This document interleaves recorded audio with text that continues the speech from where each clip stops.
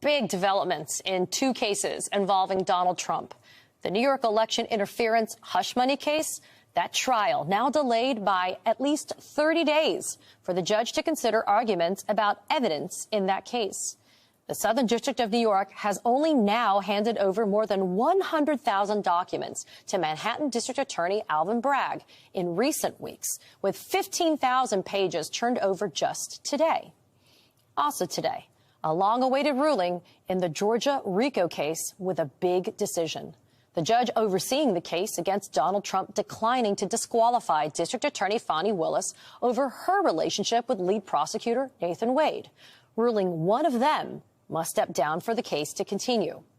The lead prosecutor, Nathan Wade, this afternoon taking the fall, resigning his position, quote, in the interest of democracy and, quote, to move this case forward as quickly as possible. DA Fani Willis immediately accepting his resignation. The judge may have shot down Trump's attempt to disqualify Willis, saying the defense failed to prove the existence of an actual conflict of interest. But he did find that their relationship does raise a, quote, significant appearance of impropriety that infects the entire, current structure of the prosecution team. Fani Willis, while admitting to the relationship, has denied any wrongdoing, vehemently defending herself at a hearing last month. You're confused. You think I'm on trial. These people are on trial for trying to steal an election in 2020. I'm not on trial, no matter how hard you try to put me on trial. So let's be clear, because you lied in this. Let me tell you which one you lied in. Right here. I think you lied right here. No. This is the truth, Judge. And it is a lie. It is a lie. So Fani Willis stays, but some say the damage to her credibility is already done. A Washington Post associate editor saying even though the decision is technically a win for Willis, it is, quote, devastating and nothing short of humiliating for Willis. The New York Times noting this is just the beginning, with Georgia Republicans conducting their own investigation, ongoing negative headlines about Willis could influence potential jurors.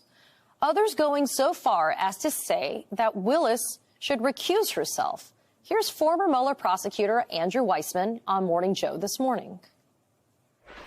This is such a huge body blow, almost a fatal blow to Fani Willis. I think the way forward is she has to voluntarily recuse herself.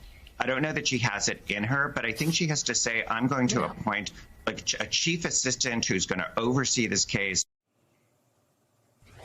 Joining me now is Melissa Murray, law professor at NYU, and Renato Mariotti, former federal prosecutor in the Northern District of Illinois. My thanks to both of you for getting us started this evening. Renato, to you first. Your reaction, and let's start with the Manhattan DA's case, to the SDNY document dump that's been happening in tranches here. Trump's lawyers claiming that Alvin Bragg's office committed such egregious discovery violations that the case should actually be dismissed. What are your thoughts? Don't see a basis for a dismissal. I do think, though, what the judge did was warranted. What Alvin Bragg and his team did was warranted by saying that there has to be some delay to go through these documents. I think the real question is, why did the Southern District of New York wait so long to dump 31,000 documents and with another document dump to come in this case when they could have, released them many months ago? I think there's a lot of questions about their judgment there, because these are documents that the Manhattan DA's office has been seeking for many, many months. And originally, the U.S. Attorney's Office said they were not going to produce the documents. Why the sudden change of heart? Are they concerned about what might happen in a Trump presidency post-election? It's the sort of thing that I think a lot of people are going to be asking questions about. And really, there should be some answer that's given. I really think that ultimately the U.S. Attorney's Office needs to answer questions about why they had a sudden change of heart in a way that really impacts the timeline of a case that I think the entire public is watching in the lead into this presidential election. And Melissa, to Renato's point, there will be questions asked by Judge Merchan and answers received. He's now set a hearing on March 25th. And he agreed with the defense to conduct this hearing on the claimed discovery violations. That date should have been the first day of trial, frankly. What can we expect to occur at that type of hearing? Well, Katie, thanks for having me. It's great to be here with Renato. It feels like law school again. Renato and I were in law school, so this is the closest I'll get to my lost youth. But to your point about Judge Merchan, I mean, I think, again, he's doing his level best to keep this moving. And again, to acknowledge that the fact of this document dump on a defendant is not the way that this is supposed to go. Defendants have rights in our system, even defendants like Donald Trump. And they have to be given the opportunity to consider and to review the evidence that's being brought against them, or to review evidence that goes to the impeachment of witnesses that will either be brought against them or that they themselves might be bringing. And so the fact of this document dump is a real issue. And I think Judge Merchan is trying to get to the bottom of it. Is this something that happened because the Southern District of New York wasn't playing it straight? Was this something that happened with regard to the Manhattan DA's office? Were there bigger procedural questions that need to be answered going forward? And ultimately, the big question is, are these procedural fouls so profound that it is worth dismissing this case? I don't see him going as far as that. He's played it pretty straight thus far. But again, this is about making sure this defendant has all of the procedural protections to which he's entitled. Renato, let's switch gears. Let's go to the other huge news from today, which was out of Fulton County, Georgia. I'd like to get your reaction to the decision of Nathan Wade being the prosecutor who stepped down from that RICO prosecution. Was it the right decision for him to go?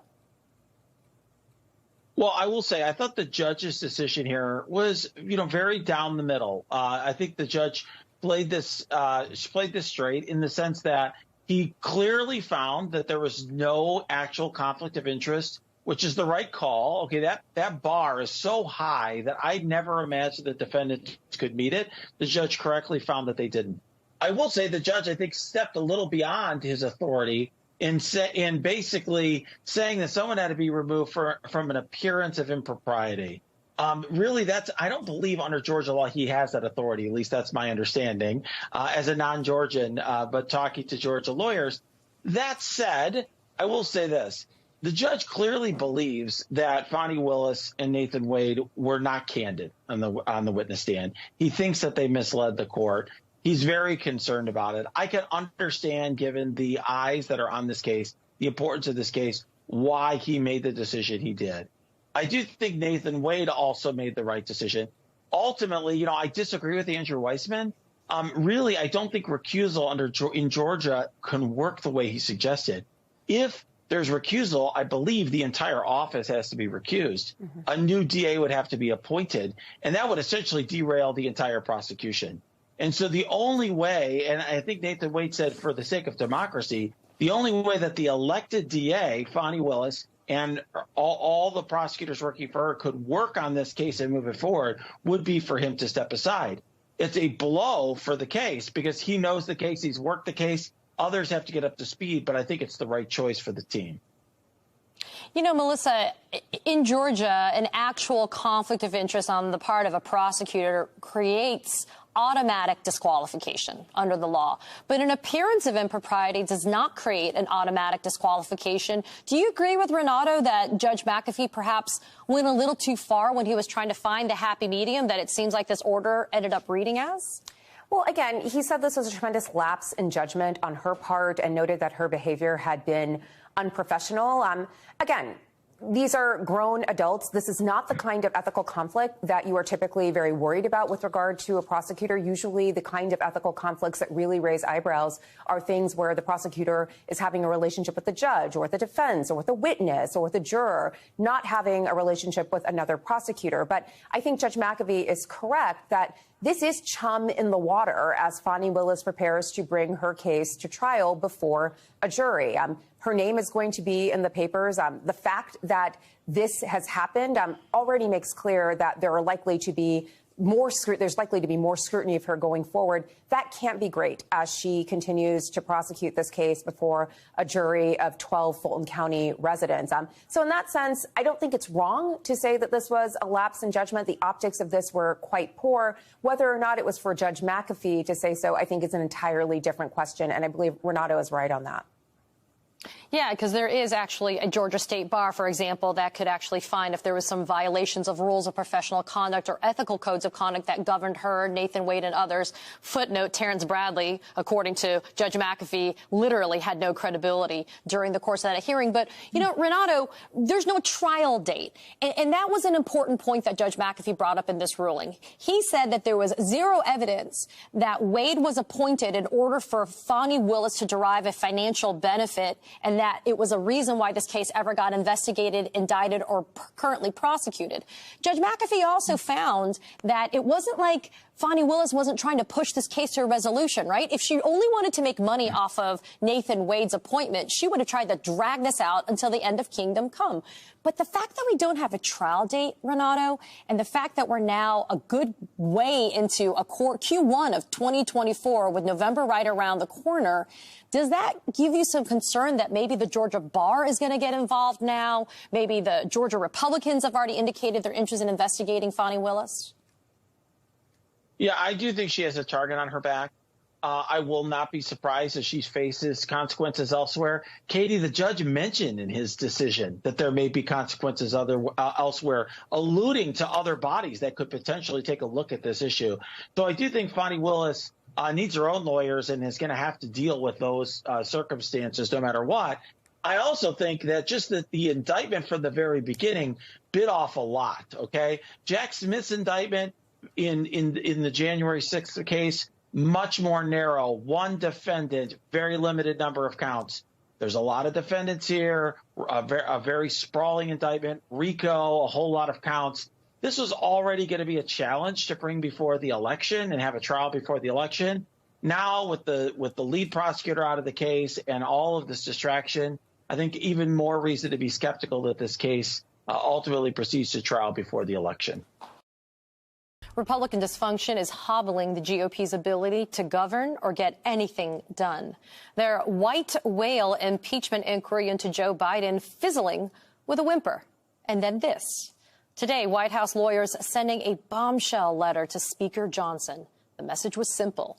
Your impeachment inquiry is over. That scathing letter imploring Republicans to give it up is the first of its kind, and it comes after Johnson admitted he doesn't know much of anything about the GOP-led inquiry into President Biden.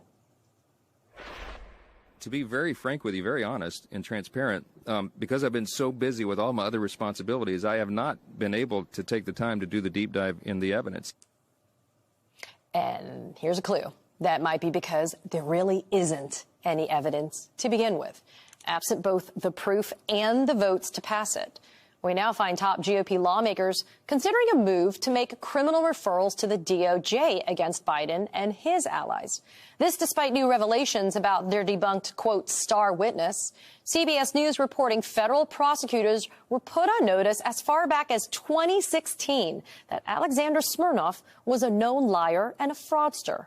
Remember, this is someone GOP lawmakers continuously relied on in their campaign to impeach the president. Turns out it was just smoke and mirrors. Smirnov was indicted for lying about the Bidens. This dysfunction comes as former President Trump continues to swallow up the Republican Party, from installing his daughter-in-law at the RNC to getting top members of the party to bend the knee and endorse him. Joining me now is Eugene Robinson, Pulitzer Prize-winning Washington Post columnist, and Juanita Tolliver, host of Crooked Media's What a Day podcast. Juanita, what a day. That kind of applies to every day lately. It does. My thanks to both of you. My friends, really? Eugene, I'd love to start with you. Your thoughts on this unprecedented letter. It is a doozy. It's from White House counsel to House Speaker Mike Johnson. Right. It's just kind of a take that from the White House, because the impeachment inquiry has so spectacularly and publicly fizzled. So I think the White House is just sort of emphasizing that and putting an exclamation point on it. Of course, the White House doesn't have the power to end the impeachment inquiry. The House has to do that. But I presume it will end because they don't have the votes for impeachment, and they don't have any evidence to talk about, really. So I guess this idea of criminal referrals is kind of a plan B. And I think it's aimed at an audience of one, Donald Trump, because they told him they would do something to hurt Joe Biden. And so I guess that will be it.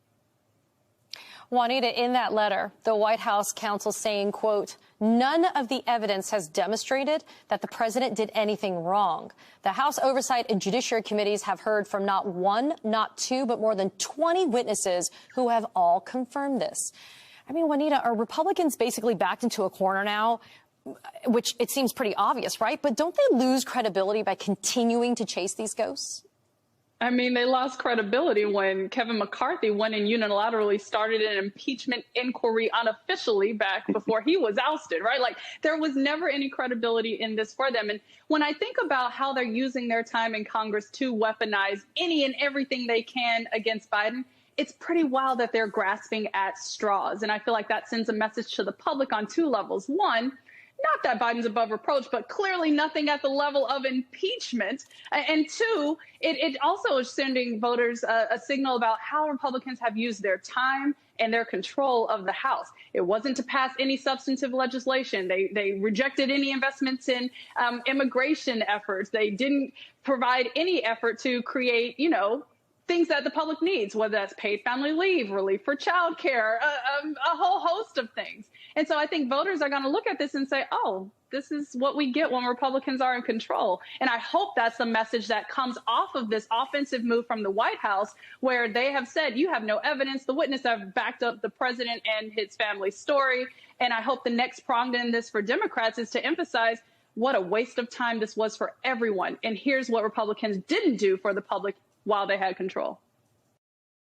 A renewed and fiery clash between top liberal figures like Bernie Sanders on the one hand and prominent MAGA voices on the other over the nature of work and fairness in America.